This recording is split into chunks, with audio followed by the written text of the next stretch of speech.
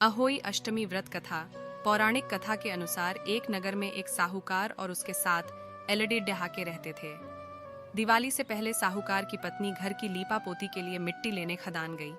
जैसे ही वो खदान में कुदाल से मिट्टी खोदने लगी, उस जगह एक सह की मान थी, जो कि कुदाल से मिट्टी खोदते समय सह के बच्चे को लग गई और सह का बच्चा मर गया। बच्चे को मरता देख साहूकार की पत्नी को बहुत दुख हुआ और वह पश्चाताप करती हुई घर लौट आई है। कुछ दिनों बाद उसके एक बेटे का निधन हो गया। फिर अचानक ही उसका दूसरा बेटा भी मर गया और साल भर में उसके तीसर, चौथा, सातों बेटे मर गए।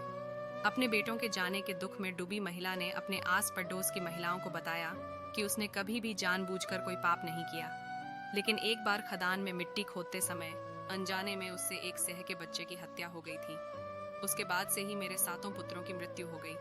आसपास की औरतों ने साहूकार की पत्नी से कहा कि यह बात बताकर तुम्हारा आधा पाप नष्ट हो गया है, और साथ ही सलाह दी कि तुम उसी अष्टमी को भगवती पार्वती की शरण लेकर सेह और सेह के बच्चों का चित्र बनाओ और उनकी आराधना करो, उनसे क्षमा याचना करो। भगवान की कृपा से तुम्हारे सभी पाप नष्ट हो जाएंगे।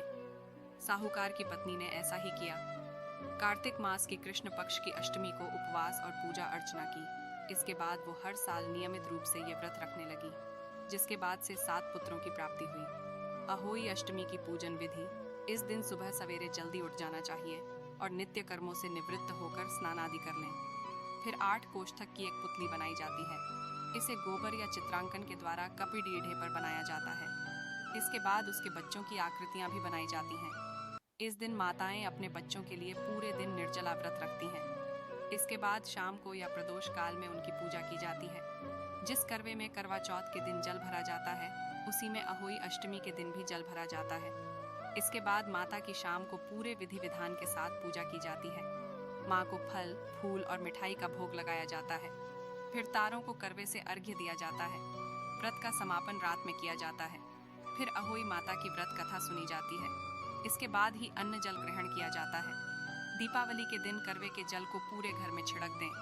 अहोई अष्टमी शुभ मुहूर्त हिंदू पंचांग के अनुसार का प्रत्येक कृष्ण अष्टमी को अहोई का व्रत रखा जाएगा और इस बार 5 नवंबर को मनाई जाएगी। इस बार अष्टमी तिथि की शुरुआत 5 नवंबर को रात 12:59 से होगी और समापन 6 नवंबर को प्रातः 3:18 पर होगा।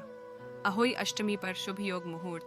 इस बार की अहोई अष्टमी बेहद खास मानी जा रही है, क्योंकि इस दिन रवि पुष्य योग सुबह 6:36 से लेकर सुबह 10:29 तक रहेगा।